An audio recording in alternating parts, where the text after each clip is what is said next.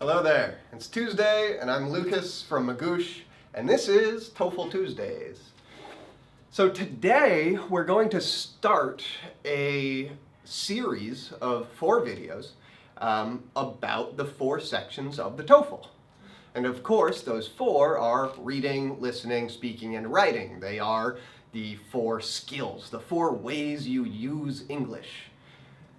Today, we're going to start with the first section of the test, the reading section. And on the reading section, there are some common problems students have. So I'm going to talk about those common problems and some advice on how to get past those problems, how to solve those problems. So, some quick reading advice for you. First, let's think about problem 1. The first problem that most students have with the reading section is the clock. Not every student has this problem, but many do because the reading section has a very short time limit considering how much you need to do.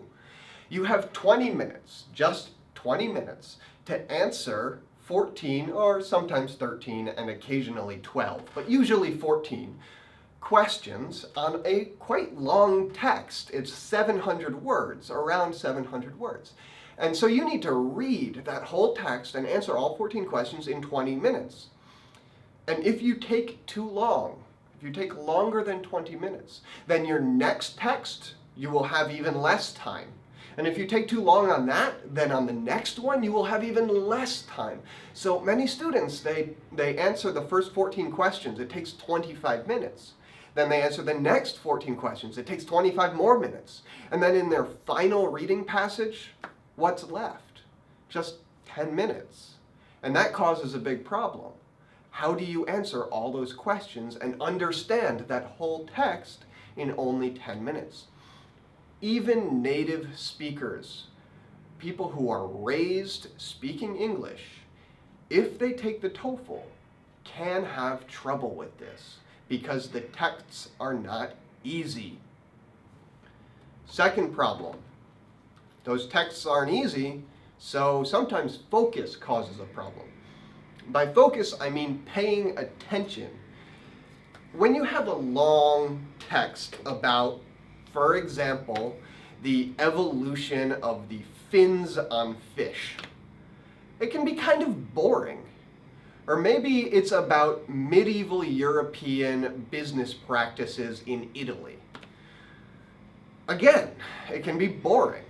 And reading 6 paragraphs, a whole page of text about that, in a time limit, sometimes you read and read again and read again, and it's just dull. It's hard to stay interested in the text.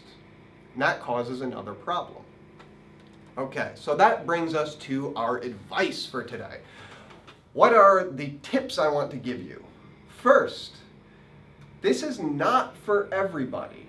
This is especially for advanced students, for people who are looking at 90+ TOEFL scores. Answering questions while you're reading.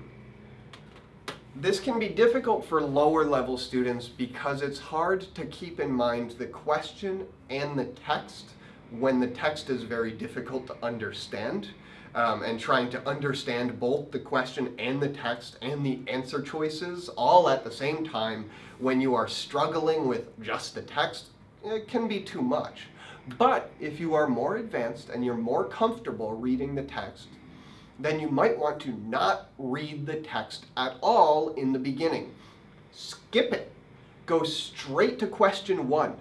And when you read question 1, you know what to look for as you read the text. So you go from question 1 back to the text, you read until you find the answer, and then, aha! You have the answer, you go to question 1, give the answer, move to question 2. Find what you need, go to the text, read until you have the answer, and then go back to question 2. This works, by the way, because on the TOEFL, the questions are ordered by where they are answered in the passage. So question 1 is about the beginning of the passage, question 12 is about the end of the passage, and questions 13 and 14 are usually about the passage as a whole, in total. So there's tip 1. Go straight to the questions and answer them as you read the text. Here's tip 2. Summarize. Summarize, well, you have to do that for question 14. That doesn't sound much like advice. I don't mean at the end. I don't mean at the end of reading everything. I don't mean at the end of answering all the questions. I mean every paragraph. As you read the text, stop and think, what does this piece mean? What does this paragraph mean? And in your own words, think about how you would summarize with just a few words, a small sentence, what is the main point of that paragraph. This helps you stay focused. If you are thinking about what does it mean and can I put it in my words, then you are going to stay more focused on your reading than you would if you are just thinking that what does that word mean, what does that word mean, what does that word mean, I don't understand this sentence, next sentence. No. Think about the bigger picture, the whole paragraph, and that keeps you more interested, more engaged. So that focus is less of a problem. All right, that's all for me today. Thank you for watching. I'll see you next week.